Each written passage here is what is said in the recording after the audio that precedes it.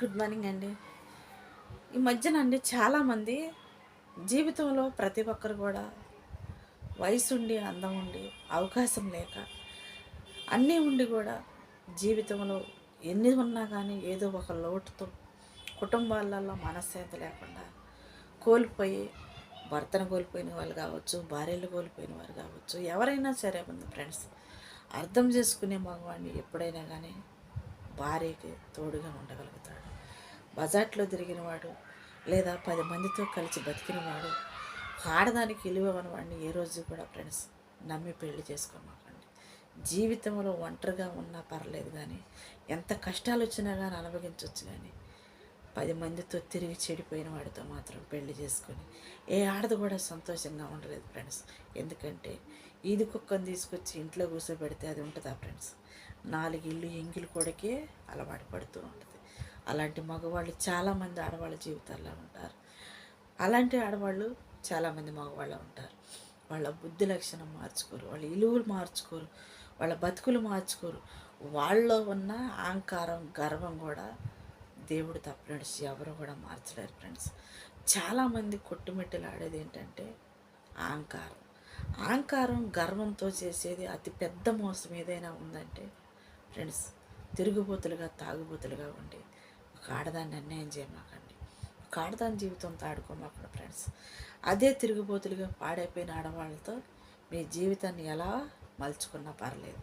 మిమ్మల్ని నమ్ముకొని తాళి కట్టించుకొని మీ భార్యగా వచ్చినప్పుడు, నీవే సర్వస్వం అని నమ్ముకున్నప్పుడు, బజార్లో ఎంగిలి కూటికి అలవాటు పడ్డ మగవాళ్ళు ఒక ఆడదాంతో ఏ రోజు కూడా సంతోషంగా ఉండలేడు, ఉండలేరు కూడా ఫ్రెండ్స్. చాలామంది మూర్ఖత్వంతో, అమాయకత్వంతో బ్రతుకుతూ ఉంటారు. బ్రతికినంతకాలం, నువ్వు ఒదిగున్నంతకాలం నువ్వు చాలా మంచిదానివి. నువ్వు ఏ రోజైతే ఎదురు తిరిగి మాట్లాడుతుంటావో, ఏ రోజైతే తప్పుని హెచ్చరిస్తుంటావో, ఆ రోజే పుల్లాగా ఎగిరిపడుతూ ఉంటాడు. తప్పు చేయని వాళ్ళలాగా, నీతిమంతుల్లాగా ఎన్నో అవతారాలు ఎత్తుతుంటారు. అప్పుడే మగవాడి నీ స్వరూపం బయటపడగలిగేది. అవసరానికి వాడుకునేవాడు చెప్పే మాటలో అది అంతవరకే ఉంటుంది. ఆనందం కోసం చెప్పేవాడు మాటలో అదే అవసరం వచ్చినప్పుడే మాట్లాడుతూ ఉంటారు ఫ్రెండ్స్. అలాంటి వాళ్ళని ఎప్పుడూ నమ్మకండి. నీకు కష్టం వచ్చినప్పుడు నీకు తోడుండేవాళ్ళని, నీకు ఆపదలు ఆదరించేవాళ్ళని, నీ కష్టాన్ని తెలుసుకోకపోని అర్థం చేసుకునే వాళ్ళని, నీ కష్టంలో తోడుండి నీకు సహకరించుకోకుండా ఉండేవాళ్ళకి ఎంత తేడా ఉండదో ఒక్కసారి అర్థం చేసుకోండి ఫ్రెండ్స్. ఎందుకనంటే జీవితం చాలా విలువైనది. ఎవడినో బజార్లో కుక్కలను చూసి మీ జీవితాన్ని ఎప్పుడు కూడా పాడు చేసుకోబాకండి.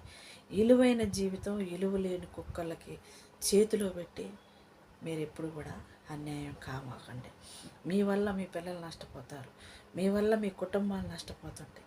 నేను నమ్ముకున్న వాళ్ళు, నీ అనుకున్న వాళ్ళు, నువ్వు కావాలనుకునేవాళ్ళు, నీకంటే నచ్చని వాళ్ళు చాలామంది ఒకవేళ ఉండవచ్చు. కానీ నిన్ను నచ్చేవాళ్ళు, నిన్ను ఇష్టపడేవాళ్ళు, నిన్ను ప్రేమించేవాళ్ళు సమాజంలో చాలామంది ఉంటారు ఫ్రెండ్స్.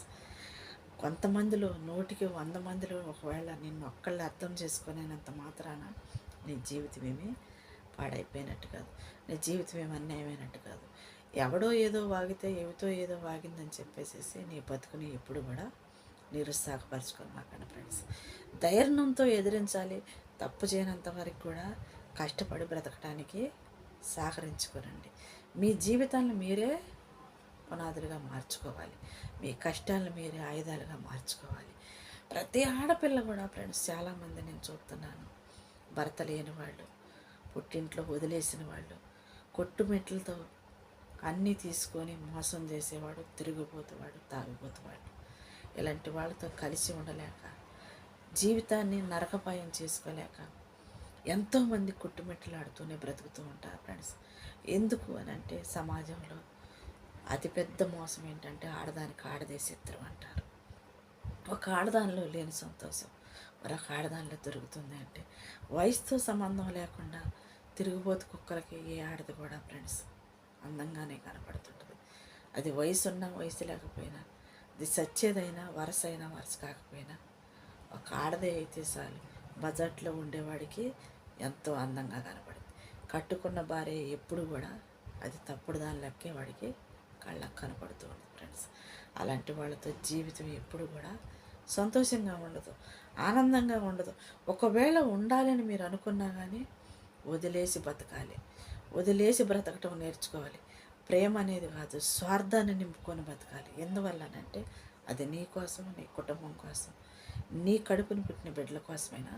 నువ్వు స్వార్థం అనేది ఎక్కడుందంటే నిన్ను కట్టుకున్న వాడి మీద కాదు, నిన్ను మోసం చేసిన వాడి మీద కాదు, నీ శరీరాన్ని వాడుకొని వదిలేసిన వాడి మీద కాదు, నీ కన్న బిడ్డల పైన నీ జీవితమే ఒక ఆయుధంగా మార్చుకొని వాళ్ళ బతుకులకు నీ ఒక పునాదిని ఏర్పరిచేంతవరకు ఆడదే ఎప్పుడు కూడా ఫ్రెండ్స్ సిగ్గుతో అవమానాలతో తలదించుకోకుండా ధైర్యంగా ప్రతి సమస్యను కూడా ఎదుర్కొని బ్రతకటం నేర్చుకున్నాను ఫ్రెండ్స్. ఎన్ని కష్టాలు వచ్చినా, ఎన్ని నిందలు వచ్చినా, ఎన్ని అవమానాలు వచ్చినా ఆడద ఒంటరిగా ఉందంటే ఎన్నో నిందించేవాడు ఉంటారు. అదే మగవాడు ఒంటరిగా ఉంటే వాడు తిరిగిపోతూ తాగిపోతూ పనికి మాలినోడని నాలుగు మాటలను వదిలేస్తారు. అదే ఆడదు భర్త వదిలేసి ఉంటే తిరిగిపోద్దని, తల్లిదండ్రులు చెప్పలేదని, పిల్లలంటే దీనికి లెక్కలేదని, కుటుంబం అంటే ఇలివికోకుండా ఉంటుందని ఎవరికి తోసిన విధంగా వాళ్ళు మాట్లాడుతుంటారు ఫ్రెండ్స్. కానీ మాట్లాడే విధంగా ఎవరో కూడా మన జీవితాలని బాగు చేయలేరు. నీకు తెలిసిందంతా నువ్వు బ్రతకాలంటే నీ పోరాటం నువ్వు మొదలయ్యాల్సిందే. నీ విజయం నువ్వు అడుగులు వేయాలి friends. Okay, by, thank you.